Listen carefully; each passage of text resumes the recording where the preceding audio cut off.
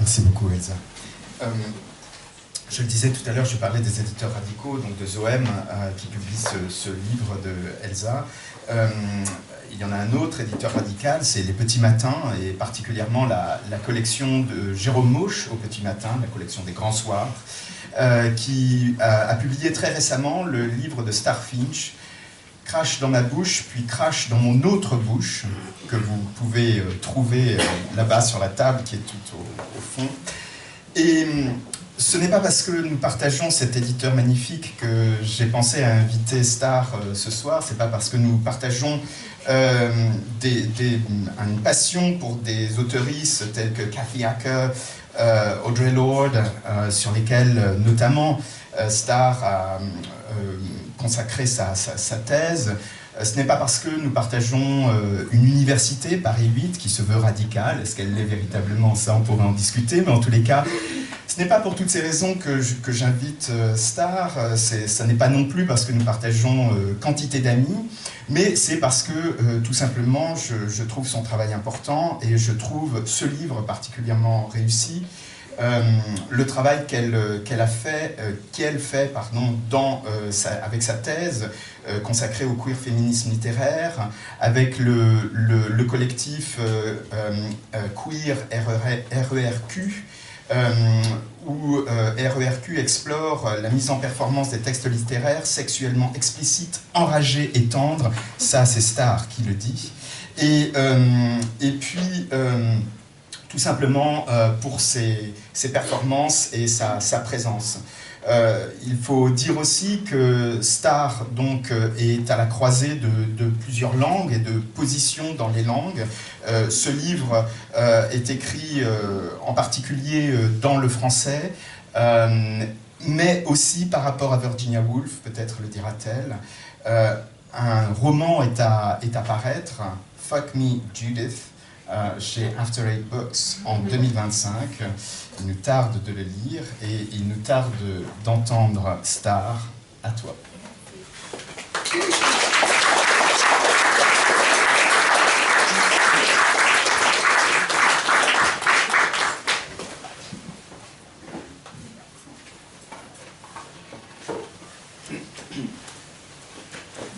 Merci. Ok, est-ce que c'est entendable? Good. Si jamais je bouge la tête trop et que ça devient moi, fais-moi signe. Merci. Donc juste d'abord, merci trop. Je suis juste tellement méga heureuse d'être là ce soir et de faire partie de cette line-up de feu. Et merci tellement pour cette invitation et pour cette introduction. Voilà, je vais lire de Crash dans ma bouche, puis Crash dans mon autre bouche.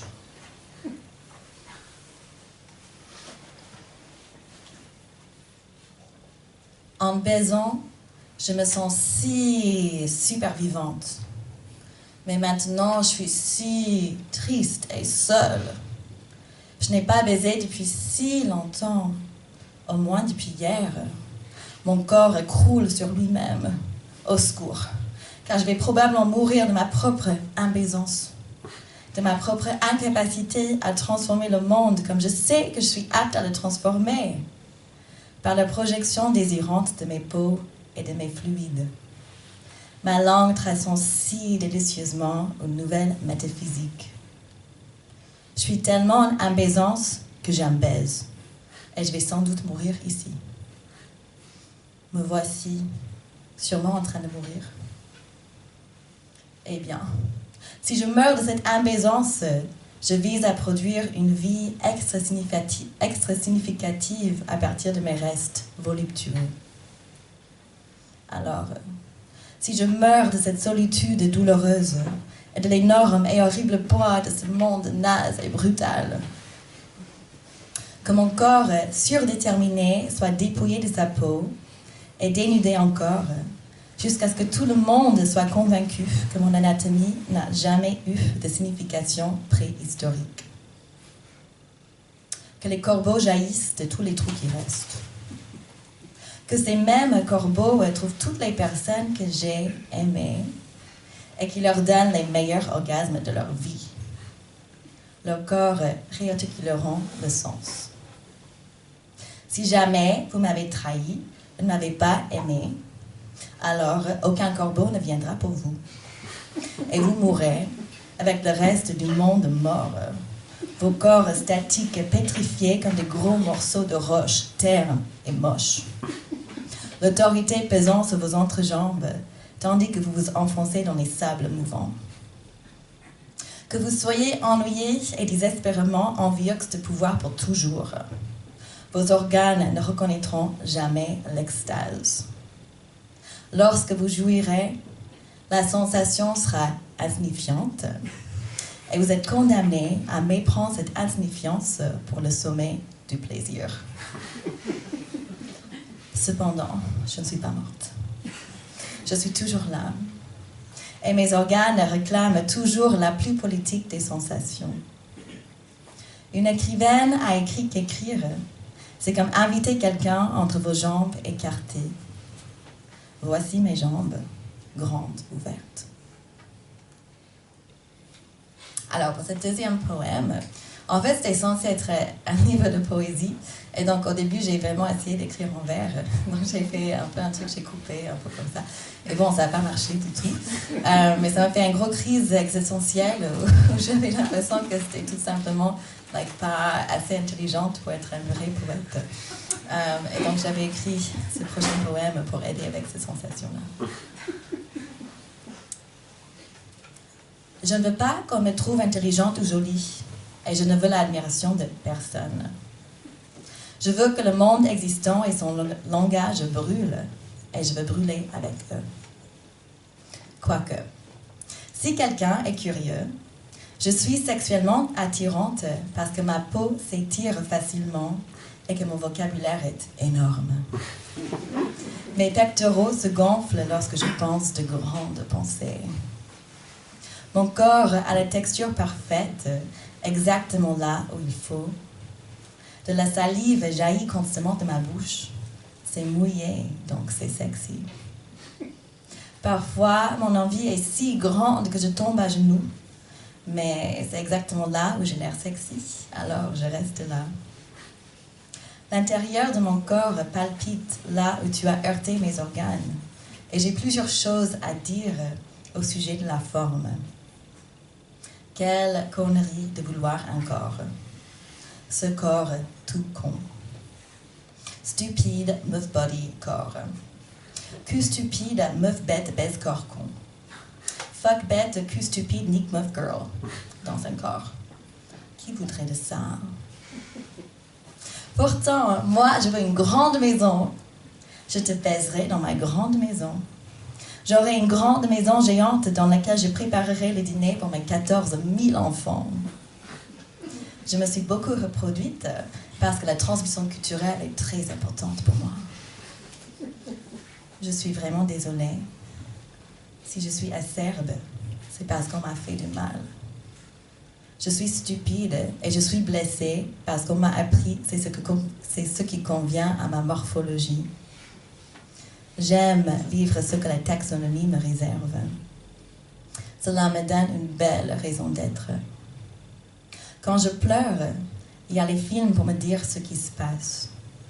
Il m'arrive d'être imprévisible, ce qui fait partie de mon caractère. C'est lié à ce que je consomme. Oh, j'ai bu trop de sucre et je suis donc malade. On m'a emmaladée. Que l'horizon consomme mes ennemis. Que j'arrive à ressentir de la patience pour ceux qui sont plus jeunes. Que je puisse trouver l'inspiration au lieu de la jalousie. Que si je devais être jalouse, ma jalousie s'avancerait en grands tentacules épineux qui transperceraient leur jeune cœur créatif, comprimant leur hâte et les ligotant avec ma bile. Que personne ne me fasse jamais de mal. Que nous recommencions toutes à dormir le long de la nuit. Que la nuit dure très, très longtemps.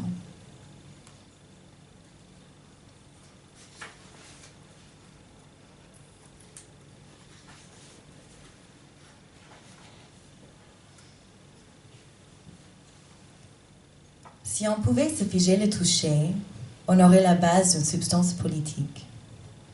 Assez de cette substance devient un mouvement. Tout ton corps se rigidifie, puis tremble, lorsque je touche tes parties internes avec ma main lubrifiée.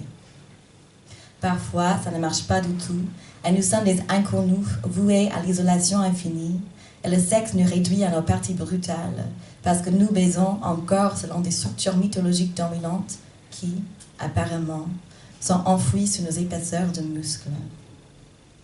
Mais nous avons été mises sur cette terre en tant que radicaux, et ma foi dans l'utopie me la sert à chaque fois. Comme une chienne ivre, je persiste, et nous sommes nombreux à persister. Nos chimies collectives et personnelles vont défaire les distorsions méchantes, vont matérialiser crûment un nouveau régime érotique, vont dicter la logique charismatique d'un amour sans définition autoritaire. Je ne veux pas te posséder. Je veux juste que nous nous sentions bien, puis incroyablement bien. Puis que cette bonté recompose les possibles à partir d'une histoire non corrompue.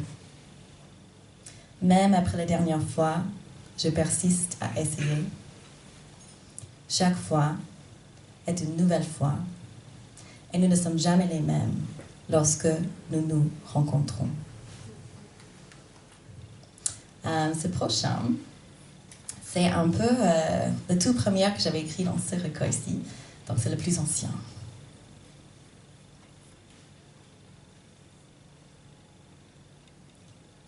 Je lèche le dessous de tes bottes, en particulier les parties qui ont défilé dans les ruelles pleines de merde et de vieux mégots et de la vieille sauce de poisson.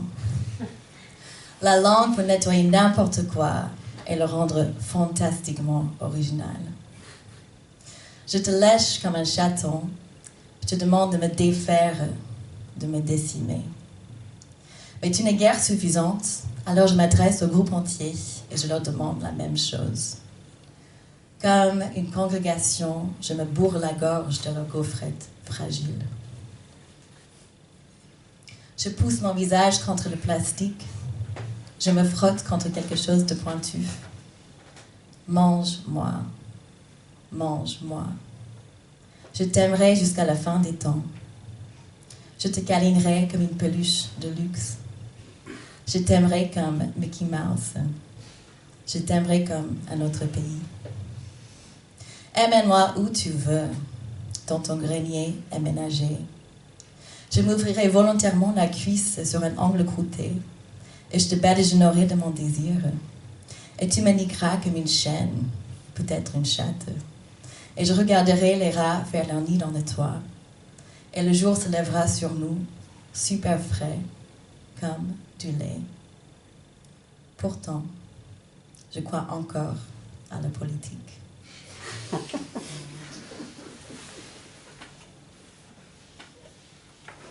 Là, je vais sauter à la deuxième partie du livre.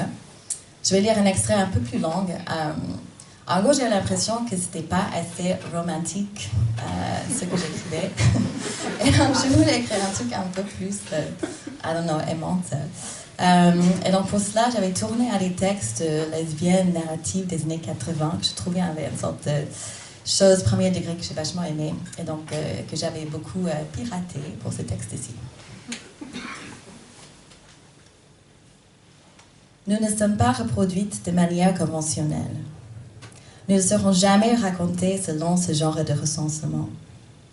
La nuit, au lieu de rester à la maison, nous sortons pour baiser sur n'importe quel toit accessible. Nous bloquons la porte avec nos chaussures.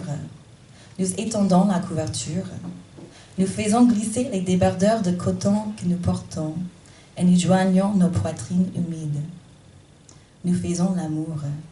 Et la lumière flamboyante de la rue monte pour rivaliser avec la douceur ferme et argentée de la pleine lune, reflétée dans les miroirs brillants de mouillure de nos corps. Tu es un océan à marée haute. La lune se lève contre la joie montagneuse de ton ventre généreux.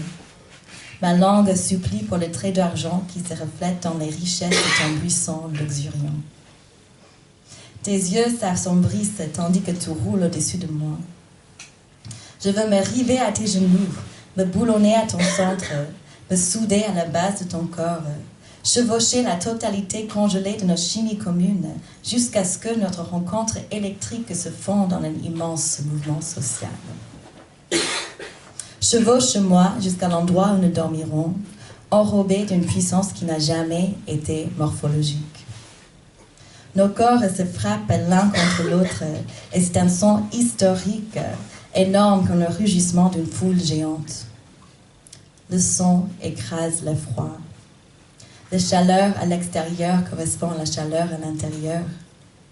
Lorsque nous sommes serrés l'une contre l'autre, c'est comme si les éléments faisaient irruption dans une horloge électrique. L'énergie passe de ta peau à la mienne, à chaque endroit gluant où nos entrailles se touchent. L'électricité saute entre nous et recharge nos volontés. Nous nous rapprochons puis nous éloignons. Nous reformons et nous remodelons, changés à jamais à chaque fois que nos noyaux, ébranlés par le plaisir, entrent en collision. Nous pourrions attendre le luxe ultime, l'absence de peur, mais nous n'avons pas le temps. Nous avançons ensemble avec exactement ce que nous avons maintenant, à cet instant. Nous donnons tout ce que nous avons. Nous sommes pleins de ressources. Nous savons comment créer à partir de notre manque supposé. Chez les radicalisés, 1 million de petites agressions s'accumulent pour former un vaste réservoir. Je te veux si profondément en moi que je désindividualise. Mais ce serait probablement illégal. Au minimum, cela nous rendrait extra-juridique. Nous devons rester dans un cadre légal pour la lisibilité. Mais alors, je regarde ton visage qui monte et descend, surgissant dans et hors de mon cadre de vision, et la force de mon sentiment me rend incohérente. Jetée hors de la parole, ma langue déchiquetée devient non disciplante et donc tellement indicible. Nous n'aurions jamais pu rester à l'intérieur de ce cadre. Nous sommes toutes deux des déviantes sexuelles selon l'histoire, et vraiment, nous n'avons pas plus que cela en commun. À partir de nos désirs enflammés, et c'est l'enseignement implacable qui me fait toujours retomber sur ton cul. La plupart du temps, je ne comprends pas comment tout ce que je trouve beau, d'autres le qualifient de misérable. Mais alors que nos sexes s'ouvrent comme chez les dentistes, nos bouches super grandes et côte à côte sous l'éclat clinique d'une motivation partagée. Ton sexe scintille, aveuglant, et je ferme les yeux avant de t'attraper ton torse de toutes mes forces et de plaquer ton sexe implorant contre mon ventre qui gémit. Si nous pouvons aimer, non pas en dépit de nos différences, mais en reconnaissant, alors peut-être que n'importe qui peut aimer, et que la ferveur révolutionnaire que nous sentons monter le long de notre bas du dos se répandra et deviendra la ferveur de tout le monde. Elle deviendra contextuelle. Un point commun aux révolutions anglaises, françaises, américaines et russes est que, même si le sentiment de révolution était incontestablement présent dans l'air, la plupart des personnes croyaient qu'elles se battaient pour quelque chose qu'elles ne verraient jamais dans leur vivant. Puis, elles l'ont vu. Le point commun, c'est que personne ne pensait que cela arriverait alors que c'est arrivé. Je creuse dans mon crâne à la recherche d'une envie de te suivre qui corresponde à l'éclat ouvert de ton corps étalé, et j'en trouve une. Je jure que je vivrai pour te voir revenir. Je jure que je sèmerai ce sentiment sur chacun des poils tendres de ton corps, et que le tout prendra. Quand le moment sera venu, nous le verrons, même si nous ne pouvons pas prédire son arrivée. Ta bouche ouverte fourre ta langue nourrissante dans la mienne, et ma bouche ramasse ta langue avec soin, et j'entraîne plus profondément, faisant rouler la surface de mon visage le long de ta bouche magnifique et différenciée. Toute écriture est-elle donc une démarche sexuelle, un cri de désir sexuel? Nous écrivons pour nous rencontrer. Se rencontrer veut-il dire baiser? Est-ce que toute écriture est en fait un acte de sexe? Est-ce mon fantasme sexuel? Tu le partages? Je veux baiser vers un fantasme d'être libre dans nos corps, aux côtés d'autres corps, dans une temporalité qui est dictée par la sensation et non par l'obligation. La poésie est réputée être plus économique que la prose, puisque tu peux l'écrire en faisant d'autres choses. La base de la poésie était le désir d'avoir plus de temps, c'est-à-dire plus de temps pour baiser. Je ne peux pas baiser ici, pas là, pas maintenant. De plus, mon corps va un jour vieillir. Alors, j'écris de la poésie. Et un dernier extrait. J'ai l'impression que pour chaque livre, il y a un moment que tu écris quelque chose où tu es juste maintenant content que le projet existe. Et donc, dans l'extrait que je vais lire, c'est parce que à un moment, j'ai remplacé le mot bouche par trou de vomi. Et ça m'a fait juste tellement de joie, cet acte, qu'après ça, j'étais très contente de publier le livre.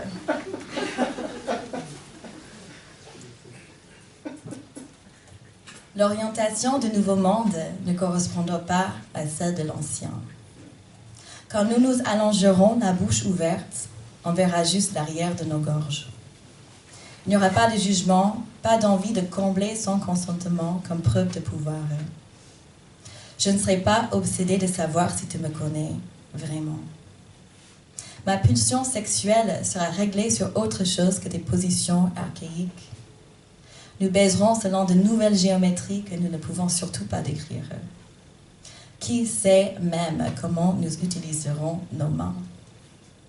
Nous ne serons rien de plus que ce que nous étions, mais nous aurons établi une direction.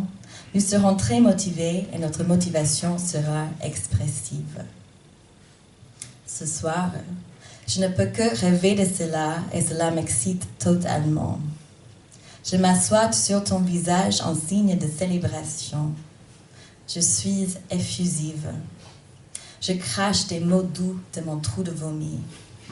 Tandis que nous touchons ensemble nos trous de vomi, différentes mouillures coulent de multiples plans de nos corps. L'air qui vibre depuis les profondeurs de ton trou proclame une agentivité approfondie qui complexifie une supposée passivité. Nous ne sommes pas des victimes. Nos hanches s'entrechoquent pour montrer que nous sommes engagés à recréer le monde dans nos propres termes idéologiques. Je sens le bout de tes doigts contre le fond de ma gorge. Jure que tu ne me briserais jamais le cœur. Il n'y a pas moyen que je simplifie l'expérience. Non. Ce que je veux, c'est goûter à la libération et à la dignité, là où ton poignet défonce ma langue bonasse. Merci.